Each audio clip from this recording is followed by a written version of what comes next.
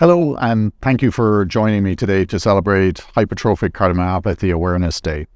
I'd like to begin this by thanking Lisa Solsberg and the HCMA for all the incredible work they do for advocating, supporting, and educating the hypertrophic cardiomyopathy population that we all care for so much.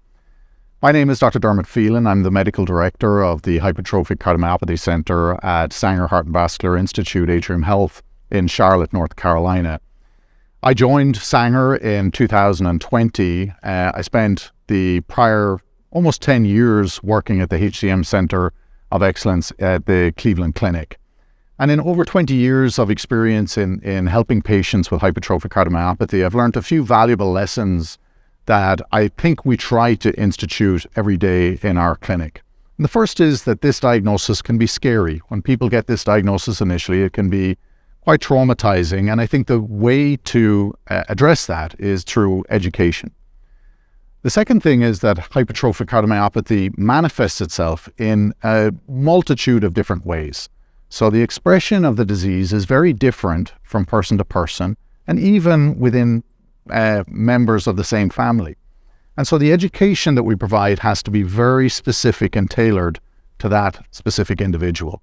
I think anyone who gives us the honor of allowing us to look after them here at Sanger will recognize that we spend an awful lot of time going through the imaging and going through the specific disease of that individual.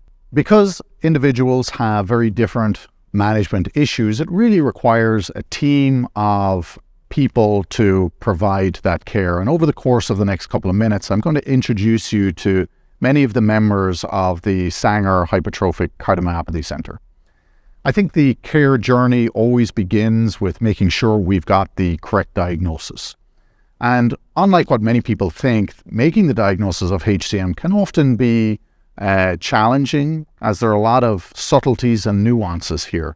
And there is wide variability in the imaging qualities across centers and across the country. I'm standing in our brand new building in Kenilworth in Charlotte, where we have a state-of-the-art advanced imaging center that has all of the top modalities available, including magnetic resonance, CT, echo, and cardiopulmonary exercise tests, all on one floor on the second floor here in this building, and our clinic is on the third floor. So it really makes it easy for patients to come to a one-stop shop and get all of their imaging in one spot. I had the honor of being the chair of the multimodality imaging guidelines for the diagnosis of hypertrophic cardiomyopathy. So this is something that I think we really do have expertise in and we're very passionate about. And patients who come in will realize that we spend a lot of time looking through their imaging to make sure that they understand their anatomy and that we have the right diagnosis. Recently, we've begun creating 3D models of the heart to try and help patients understand that anatomy even better.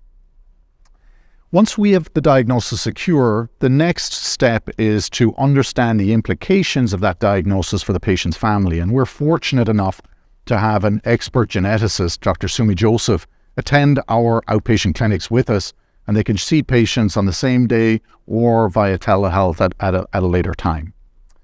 Now, as I said, patients will have a variety of different ways that their disease, the HCM, will manifest itself. And many of those, it will be very mild and they won't need anything special or in particular to be done. We can reassure them and just make sure that they're followed up over time. For others, they may have electrical issues. And we have a team of electrophysiologists who have an expressed interest in hypertrophic cardiomyopathy to help these patients navigate device selection, if they have complications with their devices, or to manage things like atrial fibrillation, which is managed slightly different in patients with HCM than in others. Some individuals will have left ventricular outflow tract obstruction, or LVOT obstruction, and there are a range of different options for treating this. We will always begin with medical management. Recently, we've seen the advent of a new therapy called Camzyos, so mavacamten, and we have a team of providers that can help individuals get set up to take that medication. If medical therapy fails, then we have a range of options in terms of septal reduction therapy. We are one of the very highest volume centers in the country doing septal myectomies, and Dr. Larry Watts is our cardiothoracic surgeon with an expressed interest in HCM. If patients wish to undergo alcohol septal ablation or even some novel therapies such as MitraClip, Dr. Jonathan Schwartz is the medical director of our interventional lab and an expert in these procedures. Unfortunately, some patients with hypertrophic cardiomyopathy will go on to develop more advanced heart failure, and we do have experts in this area, Dr. Joe Mishkin, Dr. Shuk Nankuliar, who are both advanced heart failure experts and have an express interest in the management of hypertrophic cardiomyopathy. As a center, we are very passionate about pushing the boundaries in terms of the care of patients with hypertrophic cardiomyopathy. We are running multiple trials looking at novel therapies to treat individuals with different types of complications for HCM.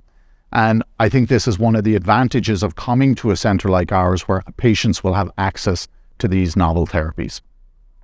There are many other individuals that you will meet. Dr. Lucy Rashid is our PA, who is an expert in hypertrophic cardiomyopathy. Our nurses, MAs, social workers, pharmacists, schedulers, everyone works together as a team to make your visit here at Sanger as seamless and as meaningful as possible. So we all want to thank you, the patients, for trusting us with your care. I'd like to finish by thanking a very special individual.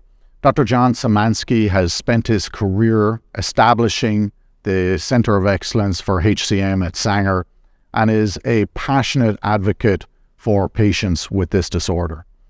John has been a mentor and a friend to many, and John is retiring soon. So on behalf of all of the members of the Sanger team, and I think I can say on behalf of all of the patients that Dr. Szymanski has looked after, we wish him the very best for the future. I believe that the future is very bright for patients with hypertrophic cardiomyopathy and for all of the providers that care for patients with this disorder.